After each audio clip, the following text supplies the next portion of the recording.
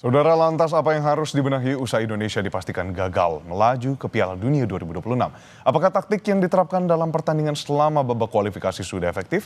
Selengkapnya kita akan bahas bersama analis sepak bola Gita Suwondo dan podcaster Box to Box Football Rossi Finza. Selamat pagi Mas Gita, selamat pagi Mas Rossi.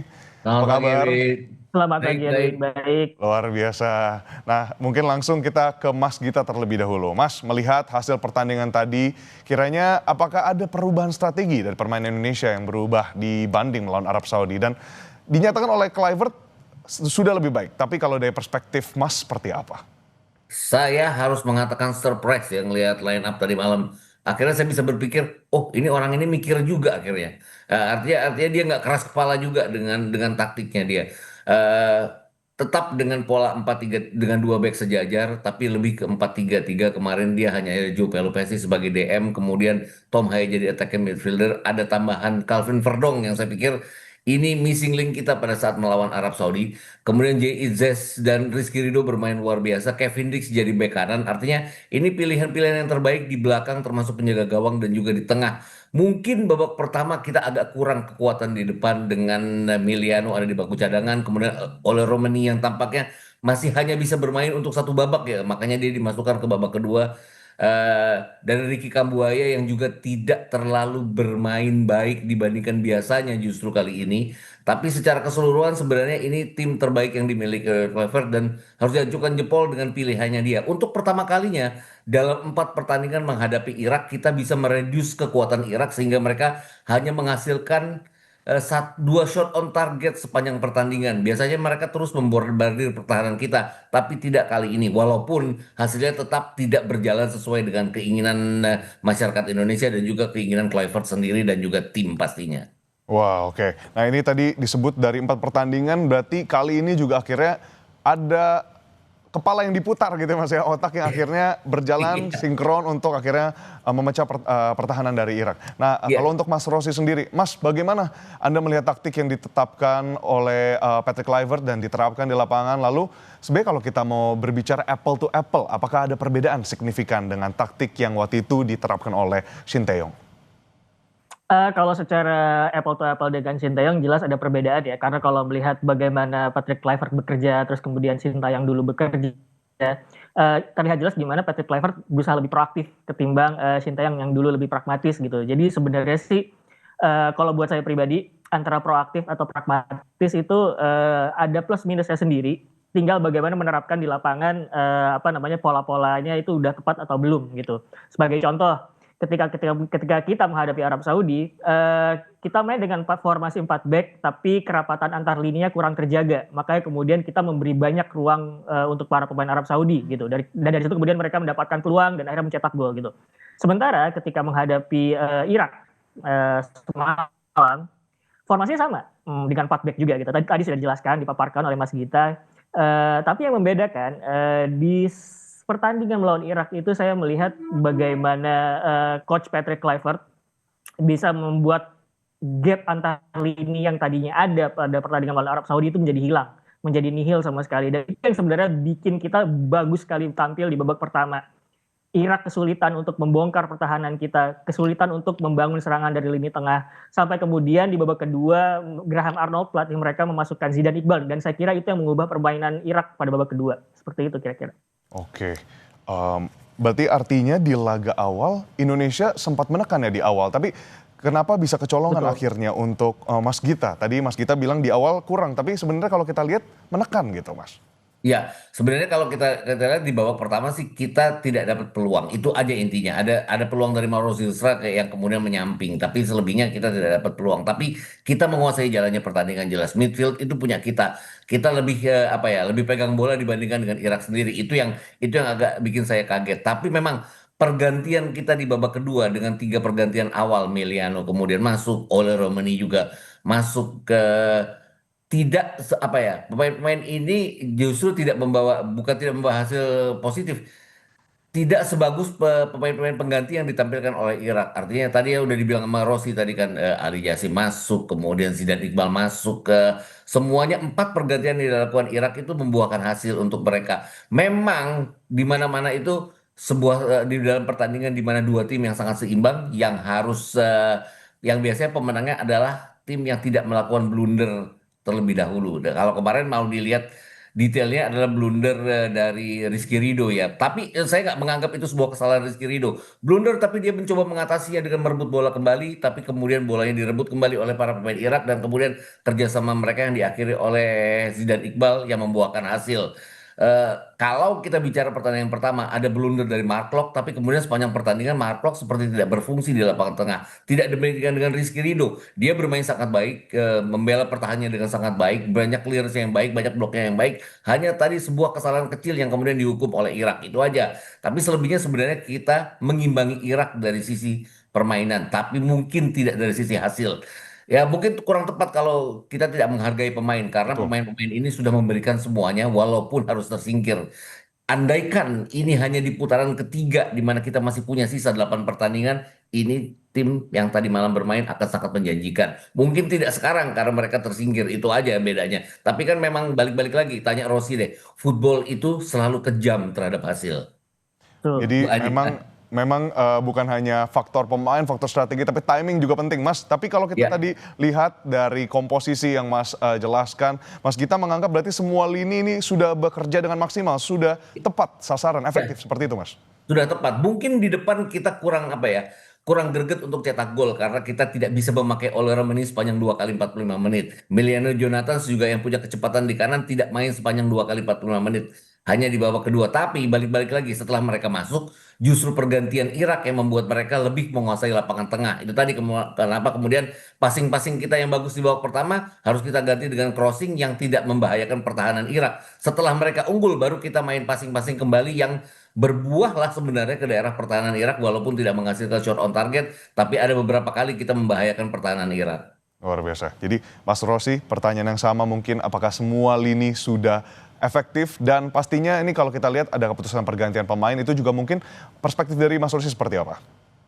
Ya kalau melihat antar lini saya merasa bahwa ini jauh lebih baik ketimbang Arab Saudi. Tadi saya sudah menyebutkan bahwa ketika menghadapi Arab Saudi antar lini itu ada banyak sekali jarak yang bisa dimanfaatkan oleh pemain lawan gitu. Nah pada pertandingan Irak ini tidak ada gitu.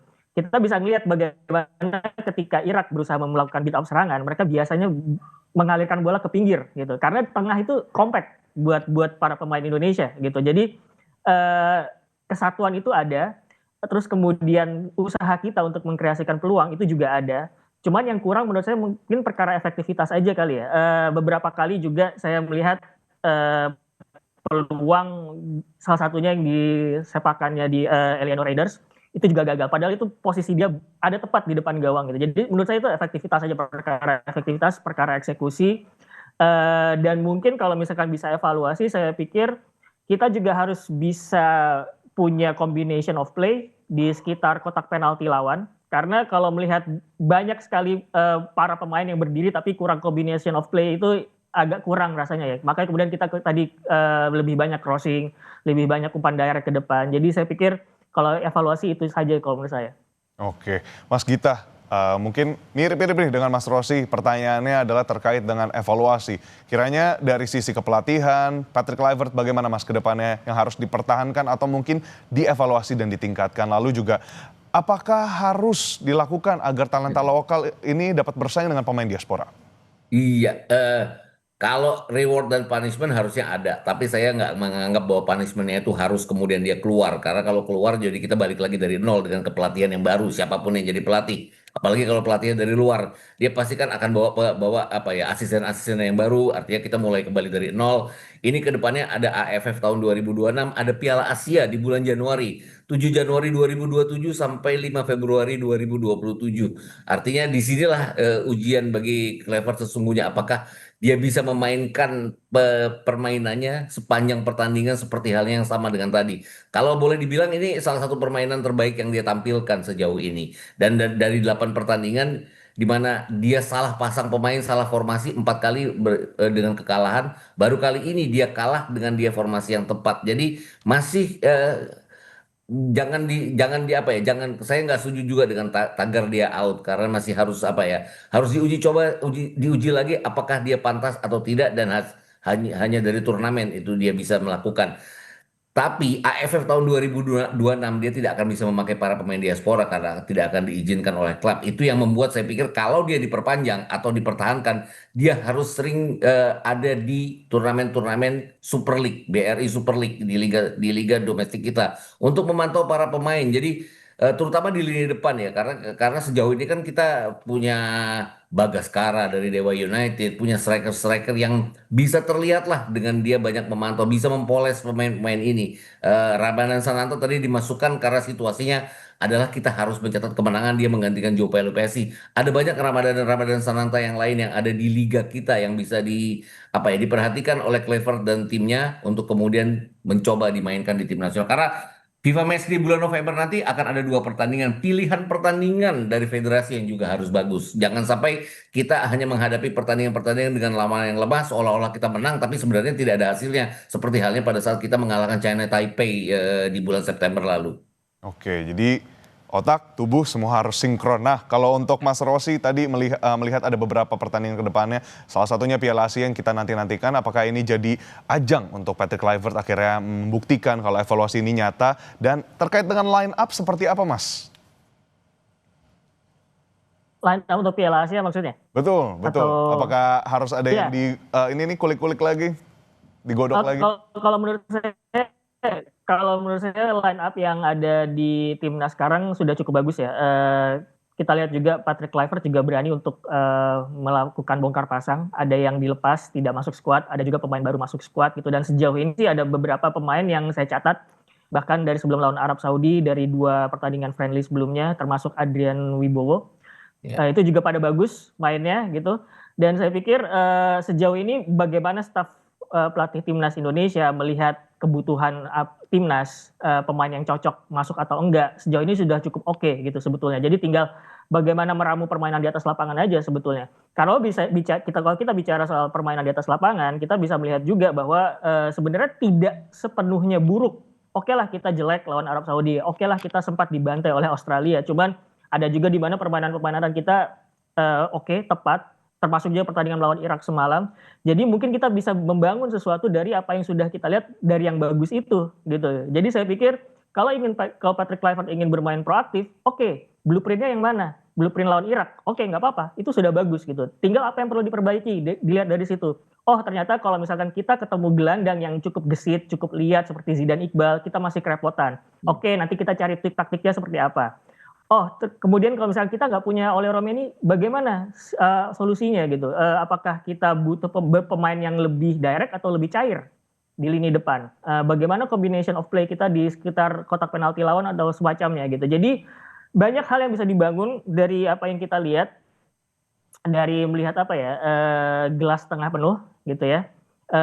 Dan itu masih banyak waktu untuk sampai Piala Asia tahun depan, dan kita harapannya tentu saja evaluasi bukan cuma sekedar apakah pelatih dipecat atau tidak gitu ya, karena kalau urusannya pecat pelatih, kita tentu saja pertanyaan berikutnya adalah apakah pelatih penggantinya lebih baik dari pelatih yang sekarang, karena percuma gitu loh kalau sama aja gitu, nanti takutnya kita juga jalan di tempat gitu loh. Jadi saya pikir pertanyaan untuk memecat pelatih itu selalu lebih kompleks ketimbang reaksi-reaksi sementara sebetulnya ya, kalau dipikirkan baik-baik gitu.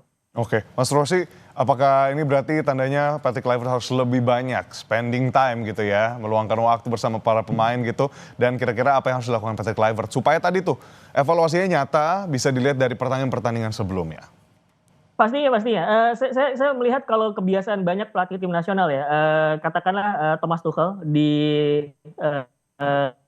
timnas Inggris, kita bisa melihat dia setiap pekan ada di stadion-stadion di Premier League gitu. Dia memantau pemain siapa aja yang bisa masuk, siapa saja yang mungkin ditepikan lebih dulu gitu ya.